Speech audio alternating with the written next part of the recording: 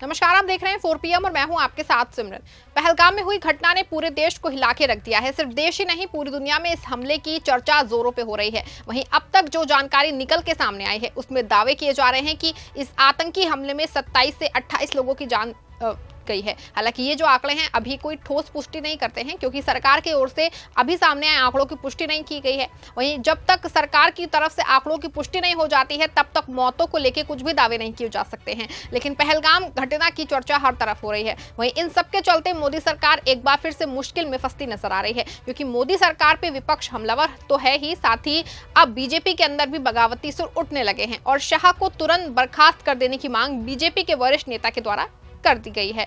आपको बता दें कि अमित शाह को लेकर तमाम तरह के सवाल उठ रहे हैं। शाह के अंडर में तमाम एजेंसियां काम करती हैं, सभी एजेंसियां अपना रिपोर्ट अमित शाह को सौंपती हैं। वहीं पहलगाम में हुए इतने बड़े आतंकी हमले ने शाह की नीति की पोल खोल के रख दी है। शाह के हाथ में गृह विभाग है, आम जनता की सुरक्षा व्यवस्था, सारी जिम्मेदारी शाह के हाथों में है। इसके बाद शाह अपना काम सही से कर पाने में पूरी तरह से विफल है। इसी को लेकर विपक्ष ने मोर्चा खोल दिया है। इस सबके बीच बीजेपी के अपने नेता ने ही अमित शाह पे हमलावर वो हो गए हैं और सीधे सीधे अमित शाह की बर्खास्तगी की मांग कर दी है। वहीं बर्खास्तगी की मांग के बाद बीजेपी नेता ने दोनों यानी कि मोदी और शाह को लेकर कहा है कि इन दोनों को मार्गदर्शन मंडल में भेज देना चाहिए। इससे साफ पता चलता है कि अब पीएम मोदी भी निशाने पे आ गए हैं और इसमें भी इस्तीफे की जो है मांग उठने लग गई है। आपको बता दें कि पहलगाम हमले को लेकर पूरे देश में गुस्सा है। मोदी के सभी दावों की पोल खुल गई है। अमित शाह की सभी खुफिया एजेंसियों की पोल खुल चुकी है। पर्यटकों पे हुए हमले से पूरी आवाम में रोष व्याप्त है। इसी बीच बीजेपी के वरिष्ठ नेता सुब्रमण्यम स्वामी ने मोदी से अपील करते हुए अमित शाह को बर्खास्त करने की मांग की है और मोदी का भी इस्तीफा मांग लिया है। वहीं अब अपनी नाकामी को छिपाने के लिए मोदी और शाह अपना इस्तीफा देते हैं कि पुलवामा हमले की तरह पहलगाम हमला भी वोट की राजनीति बन के रह जाएगा और मोदी आगामी चुनावों में इस बड़े हमले को वोट मांगते हुए इस मुद्दे पे नजर आएंगे। मोदी जब से सत्ता में आए हैं तब से सुरक्षा व्यवस्था को लेकर कोई ठोस कार्रवाई नहीं की गई है। बता दें कि जम्मू में धारा 317 हटाने के बाद से मोदी दावा करते थे कि अब घाटी पूरी तरह से सुरक्षित है, अब किसी भी तरह की आतंकी घटना नहीं हो सकी है। वहीं पहलगाम की घटना इतिहास की पहली घटना है जब आतंकवादियों ने पर्यटकों को निशाना बनाया है। सरकार को सब जानकारी है, जब पहलगाम में लाखों की संख्या में पर्यटक जाते थे तो वहां पे सेना की तैनाती क्यों नहीं थी। घटना के करीब 20 मिनट बाद वहां पे सेना और पुलिस पहुंचती है और अब सोचने वाली बात है कि आतंकियों को इस घटना को अंजाम देने के लिए पर्याप्त समय था। आतंकी वहां पे बेखौफ होकर आए, सैलानियों पे हमला किया और आराम से भाग गए। सेना और वहां की लोकल पुलिस को इस घटना की भनक तक नहीं लगी। इससे भारतीय खुफिया एजेंसियों पे सवालिया निशान उठ रहे हैं और इंटेलिजेंस के पास इस बड़ी घटना होने की कोई जानकारी नहीं थी। वहीं सरकारी तंत्रों के पास अगर जानकारी थी तो इस घटना को रोकने के लिए किसी भी तरह से कोई कार्रवाई क्यों नहीं की गई। आपको बता दें कि इस घटना ने एक बार फिर से पुलवामा हमले की याद को और ताज़ा कर दिया है।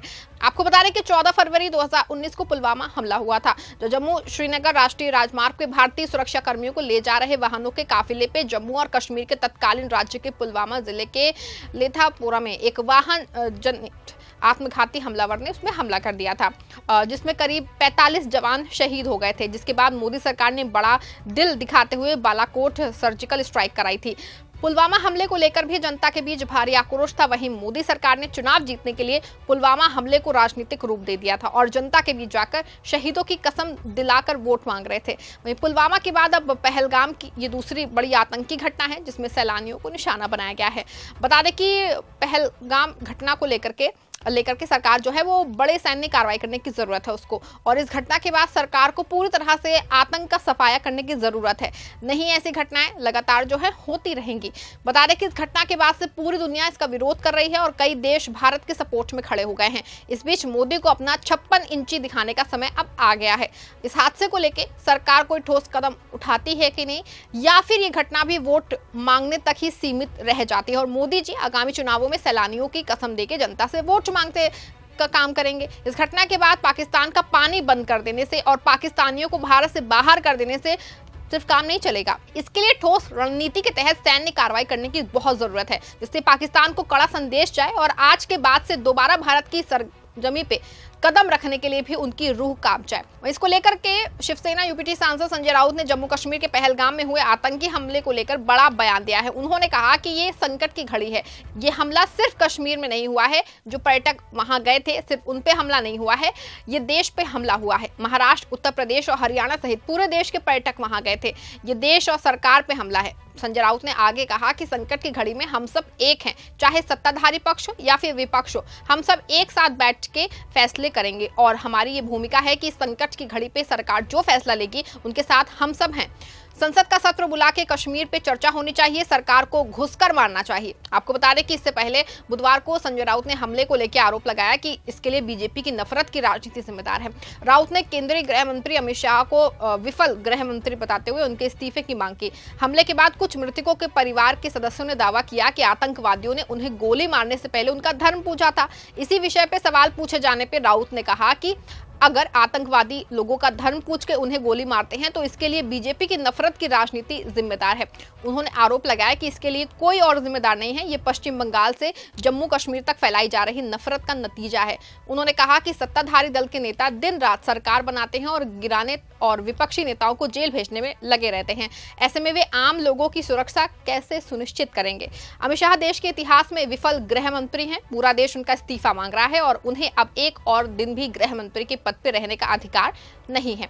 अब बता दें कि संजय राउत ने महाराष्ट्र के मुख्यमंत्री देवेंद्र फडणवीस को भी निशाने पर लेते हुए कहा कि कौन से हिसाब से आप करारा जवाब देंगे? क्या आप उनके गौमूत्र छिड़क के उनको जिंदा करने की कोशिश करेंगे? केंद्र सरकार सिर्फ और सिर्फ यहाँ बीजेपी की सरकार नहीं है, वहां की सरकार तोड़ने में लगी रहती है। अमित शाह पहलगाम हमले के बाद जम्मू कश्मीर पहुंचे और उनकी सुरक्षा के लिए दर्जनों सुरक्षा लगाई गई।